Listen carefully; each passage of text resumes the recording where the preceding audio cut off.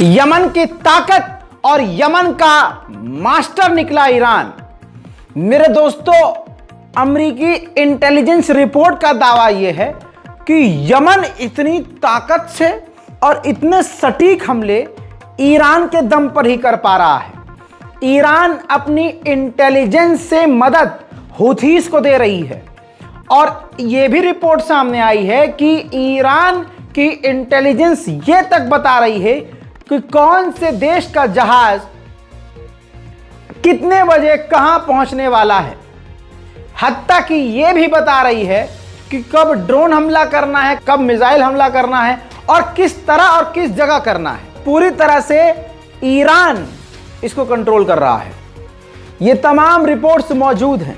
America खुद ये बात कंफर्म कर रहा है कि ईरान पूरी तरह से डीपली इस जंग के अंदर घुसा हुआ है। गैलेक्सी लीडर नाम का जो इजराइल का सबसे बड़ा जहाज सीज किया हुआ है यमन ने, वो पिकनिक स्पॉट बना हुआ है। अब यमन के लोग वहां घूमने जा रहे हैं, बाकायदा जो उस जहाज पर चढ़कर कूद रहे हैं नीचे समुद्र में। देखिए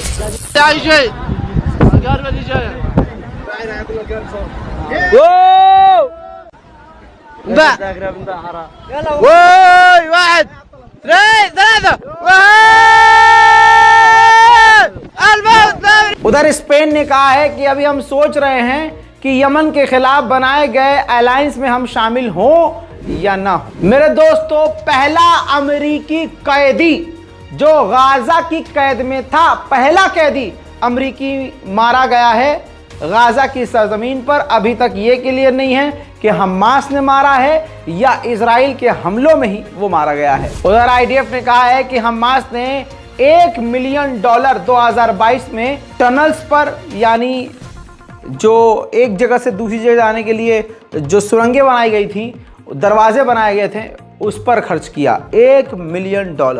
उधर इराक की सरजमीन से ड्रोन और रॉकेट इजराइल की तरफ दागे गए, जिसे खुद एक मुस्लिम देश जॉर्डन ने रोक दिया और इजराइल पर जाने से बचा लिया। उधर लेबनान के इलाके से भी ड्रोन दागा गया इजराइल पर, तो इजराइल ने उस ड्रोन हमले को भी रोक दिया है।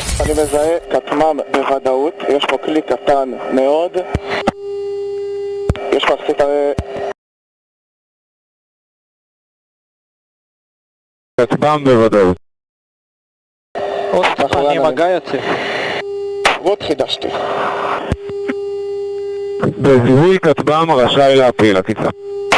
רשאי, חיובי, כטב"ם רשאי.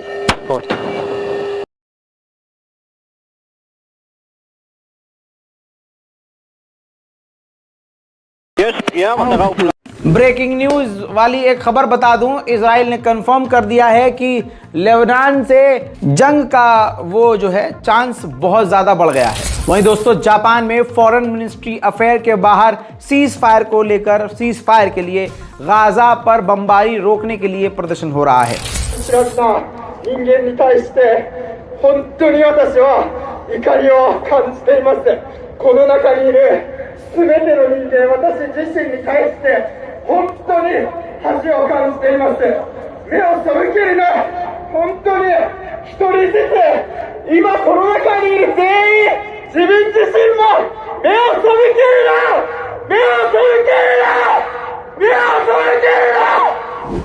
तुर्की की पॉलिटिकल पार्टी का ये सदस्य है जो आपको एक लेटर हेड पर नजर आ रहा है। तुर्की का ये एक दिग्गज नेता है जो एक प्राइवेट कंपनी भी चलाता है और उससे जुड़ा हुआ है। अब सरकार ने इसको अपने पार्टी से निकाल दिया है और ब्लॉक कर दिया है इसे, क्योंकि इसने अपनी कंपनी के जरिए इजराइल को टमाटर एक्सपोर्ट किए थे। इजराइल के सैनिकों की हालत अच्छी नहीं है। रोज सैकड़ों की तादाद में इजराइल की फौजी गाजा में घायल हो रहे हैं और हर घंटे हेलीकॉप्टर उनको घायलों को लेकर जा रहा है, जैसे कि ये।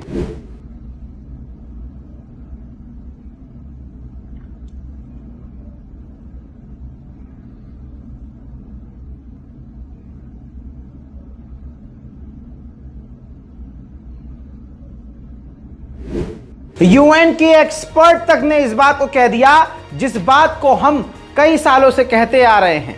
यूएन की एक्सपर्ट ने कहा कि इजराइल अपनी हरकतों से साफ दिखा रहा है कि वो गाजा की आबादी को या तो मिटाना चाहता है या उनको बदलना चाहता है उनकी आबादी में तब्दीली लाना चाहता है। उधर लंदन में यहूदियों ने, जी हाँ ध्यान से सुनिएगा, लंदन में यहूदियों ने प्रदर्शन किया उन लोगों के लिए जो फिलिस्तीन में मारे गए हैं, गाजा के लोग, यानी गाजा की सरजमीन पर जो आम लोग मारे गए हैं उनके लिए प्रार्थना की है यहूदियों ने, वो भी लंदन के। देखिए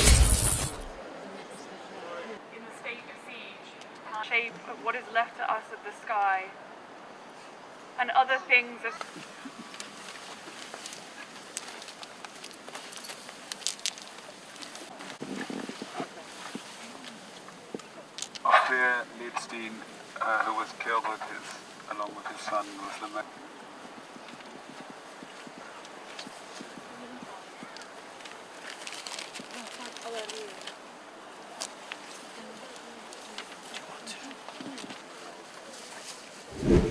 इजराइल के पूर्व प्रधानमंत्री ने बड़ी बात कह दी है दोस्तों, सारी बात यही खत्म हो गई। इजराइल के पूर्व प्रधानमंत्री ने कह दिया है कि ये जंग नेतन्याहू की है, इजराइल की जंग नहीं है, ये उनकी खुद की जंग है। उसने इस पूरे मामले को बिगाड़ दिया है, हमारे देश को कमजोर कर दिया है और नेतन्याहू की सरकार हमारे लिए एक सबसे बड़ा खतरा बन चुकी है और हमास को हम कभी हरा नहीं सकते। और उन्होंने साफ तौर से कह दिया कि जो हमारी अचीवमेंट है, जो हमारा मकसद है, हम उसको हासिल नहीं कर सकते फिलहाल। एक से बढ़कर एक जलील अमेरिका इजराइल, ये बात यूं ही नहीं कही जाती। नीचे कमेंट सेक्शन में भर दीजिएगा ये बातें।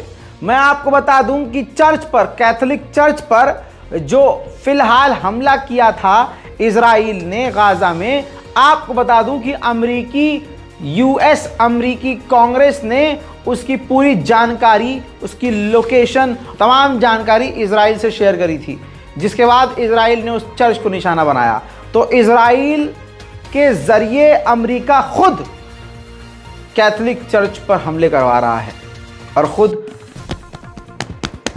शरीफ बना पड़ा है। गजा के अंदर अमेरिका के ही बहुत सारे प्रोजेक्ट चल रहे हैं, मानवता के नाम पर, शिक्षा के नाम पर, खाना पानी के नाम पर। ऐसे 5 अमेरिकी प्रोजेक्ट को ही पूरी तरह से इजराइल ने तबाह कर दिया। हालांकि कहा जा रहा है कि बाकियों को इजराइल ने बचाया है। मेरे दोस्तों, आपको बता दूं कि इस जंग के शुरुआत के बाद पहले से ज्यादा इतिहास में कभी जो नहीं हुआ वो हो रहा है। सबसे भारी मात्रा में अब यहूदी मस्जिद अल अक्सा यानी बैतुल मुकद्दस में घुस रहे हैं। मेरे दोस्तों, उम्मीद करता हूं इस रिपोर्ट को शेयर करेंगे, चैनल को सब्सक्राइब करेंगे। जय हिंद।